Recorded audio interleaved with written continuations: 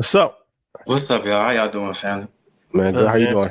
I'm good, man. Maintaining, working. Where you from? Chicago. Hey, man, what's love? Yeah. Shout out What's to up, Chicago. y'all? Nah, man. Shout out to Chicago. Shout out to Chrissy. Shout out to Ross. Shout out to the whole family. Man, much love to y'all. Make sure y'all go get You Deserve to Be Rich. I just Appreciate had to that. let you know, you know what I'm saying? I appreciate y'all, first and foremost, for having me come up and just everything that y'all do for the culture. It is not without love. And just thank y'all. And you, Troy. Welcome on, Troy. Wow. Josh I know Floyd, you yep. was back. Yeah. You The feel other me? T. Roy, ain't it? Yeah, for sure. Um, but no, we get right to it. So my question for y'all, and you can be as raw as you want, with the policies that's in effect right now, with the way things are going right now, how are we going to be able to grow the black economy? Like, is it we play ball or do we have to go another route? I mean, that's a good question for sure. I think a lot of people have that concern right now. Yeah. Um, my personal opinion is that we have to support each other. I know that's kind of a cliche thing, but when you look at business at the highest level, it's done through cooperation. So of course we do have to quote unquote play ball. I mean, we're not in a situation where we can just, you know, create our own situation and not participate in the economy at all. But I think that, you know, you really have to look at collaboration on the highest level, on the smallest level. So on the highest level, we need our billionaires to start working together to create different type of companies. We need the venture capital. I mean, we talked about this before with black billionaires, but like we have venture capital firms. We need more super PACs.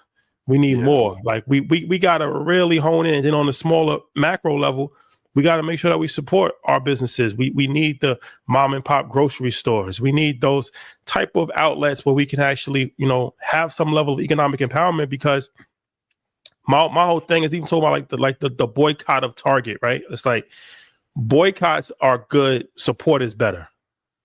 So it's like a boycott of Target is not a bad idea, but what would be better is if we had our own store and we would patron that store either in person or online, right? Then all of that money is going away from Target anyway.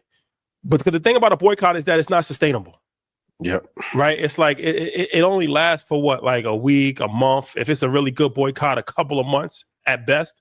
But Yeah. it's like they negotiate with you. They come to some sort of understanding, and then you right back to spending your money with them again. That's why I never really got into the boycott thing too much, because I never really understood it. I understand like power. Boycotting something is just in the moment. Like when you actually got something that you could support forever, like that's something that's powerful, right? So I think that support goes a lot further than boycotts, but I feel like in this day and age, like we talk about that all the time, but if we're not willing to actually buckle down and work with each other and support each other, then it's not going to happen. Ian, what you think about it? I agree. Even in the bus boycotts, the interesting part is that the issue was equality was wanted, but at the same time, when equality and integration happened and blacks were able to sit on white buses, the black buses that were there and doing well went out of business. So even inside the integration, it was actually the disruption of our economy through integration. Being from the Midwest, you get this. It's hard for us to work together, man. Like you'll see different sides of Chicago, Northwest Indiana have a melting pot of talent, and it would take forever to come together. The solution for sure at scale is working together. That's why I appreciate you being here tonight. Whether your voice, your question, your support. But if we don't support each other, like even with this, like let's take all the news from DeepSeek. No one was talking about this company 2 weeks ago, a week ago. Now it's international news.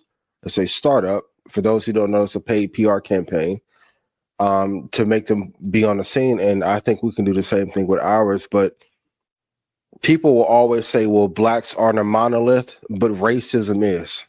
So until we come together, no change will come about. I agree.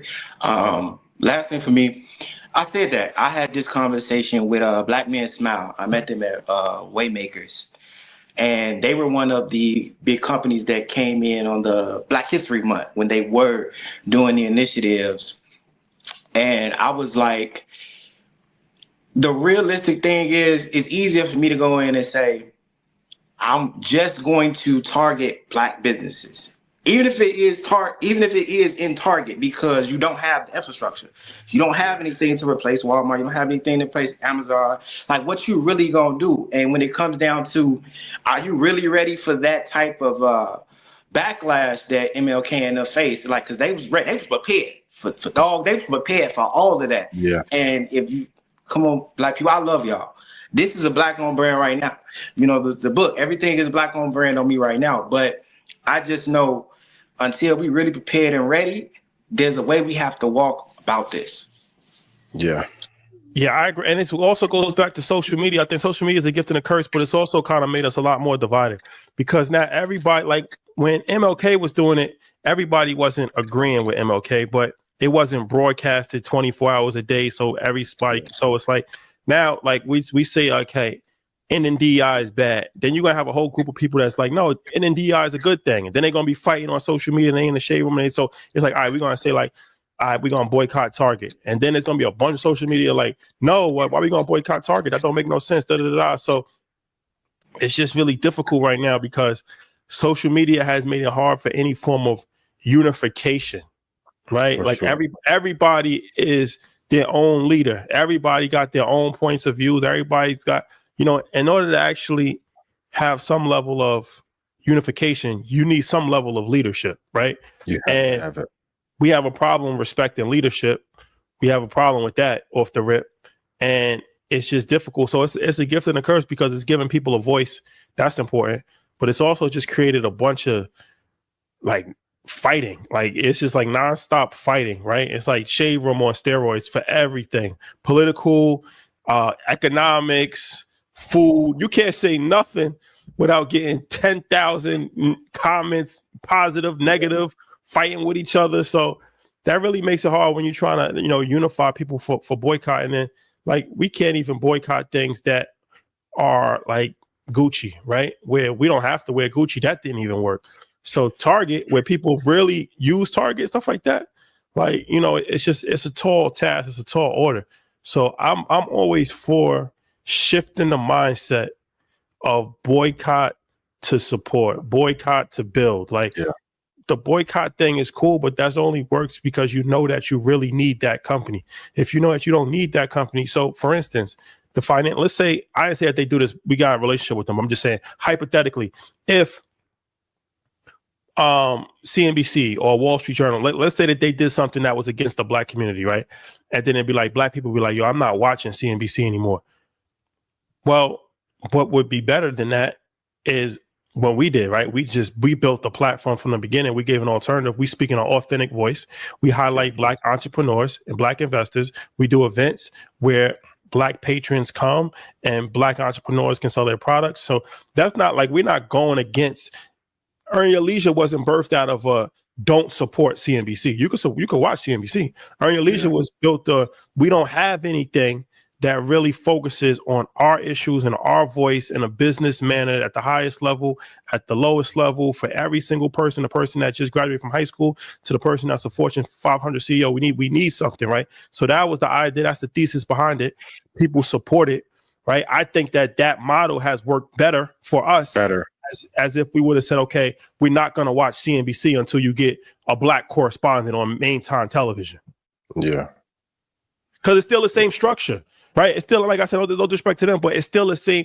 You fighting it for a small incremental change, but it's still the same power structure, right? The voice is not going to change. They're not going to just bring on 1 million Black entrepreneurs. They're not going to just start giving so it's like we're fighting for small nuanced things.